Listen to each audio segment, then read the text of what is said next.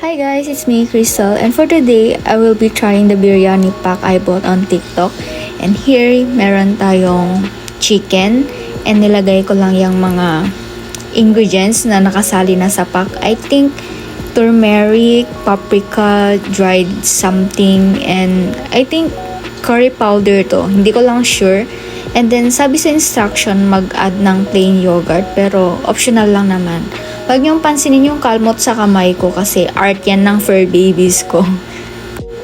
And then malinis yung kamay ko guys so imekos-mekos lang natin yan hanggang well combined or well mixed na siya.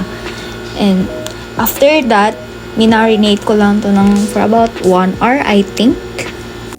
At the end of this video, I will share with you guys kung ilan yung rate ko and rate ng papa ko dito kasi tinikman din to ng papa ko. So after that, prepare ko na din yung rice na kasama sa biryani pack. Hinugasan ko lang yan ng 2 beses.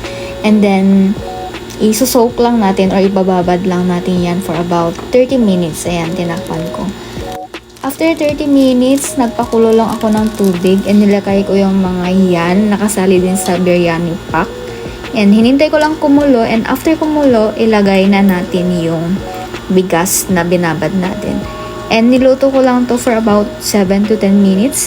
Dapat half cook lang to guys kasi iluluto pa natin to mamaya.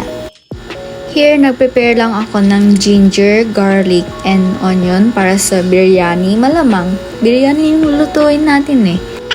So, naglagay lang ako ng mantika at kapag mainit na, syempre, lagay na natin yung onion. Ito, pinabrown ko lang pero hindi naman yung todong brown. Basta yung preference ko lang. Bakit ba? Ako kakain eh. After that, ayan, tapon na natin. Joke lang, syempre set aside natin yan. Gagawin natin yan na pang toppings later on sa biryani. On the same kawali, nilagay ko lang dyan yung ginger, garlic, and onion. And saute lang natin. After masaute, lagay na natin yung marinated chicken. And then, ipiprito ko lang ito.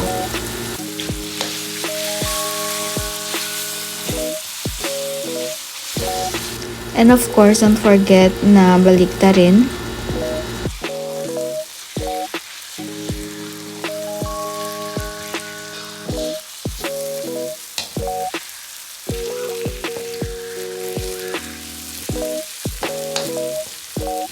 And sa bowl na pinag-marinatean ko ng chicken, nilagyan ko lang yun ng tubig para makuha yung mga natirang marinating sauce. Basta yun. Tapos, dyan, kinuskus ko lang yung kawali, yung mga nadikit sa kawali. Kasi dagdag flavor din yun. Naglagay din pala ako ng chicken cubes, dagdag pampalasa, and margarine or butter. Wala kaming butter kaya margarine na lang. And then, nakalimutan ko palang ilagay sa video, or nakalimutan ko palang videohan guys. Naglagay din pala ako ng salt and pepper to taste. And yun is based na lang sa preference nyo. Kayo na bahala kung sa lasa ba. Kayo na mag-adjust guys. Kasi magkakaiba tayo ng preferences. And then, tatakpan lang to hanggang kumulo. And from time to time, hahaluin siya hanggang sa lumapot or medyo mag-reduce na yung sauce.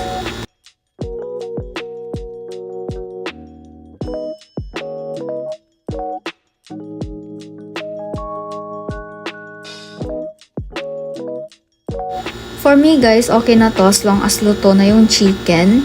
Nag-set aside lang ako ng half or I think 2/3. And then yung sauce, kasi gagawin natin yan later on is parang lasagna na pagpapatong-patungin natin or layer siya ng yung chicken and yung rice. Ayan. So, chicken, rice. Ganun lang yung gagawin natin. Just watch and learn. Just kidding. Ayan guys, basta ginawa ko lang yung sinabi ko kanina na layer siya. Tagal naman kasi. By the way guys, low heat natin to lulutuhin ha. Okay? Copy? Okay.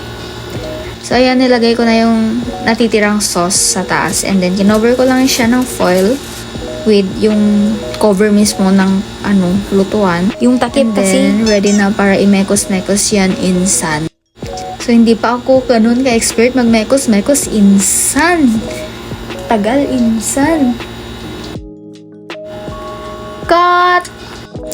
Tagal kasi insan. Ano ba yan? Insan ng insan? So dito pala guys, pinatay ko na yung apoy. And then ayan, nakipag-mekos-mekos na si Papa. Ang average rate namin ni Papa dito guys is 7 out of 10.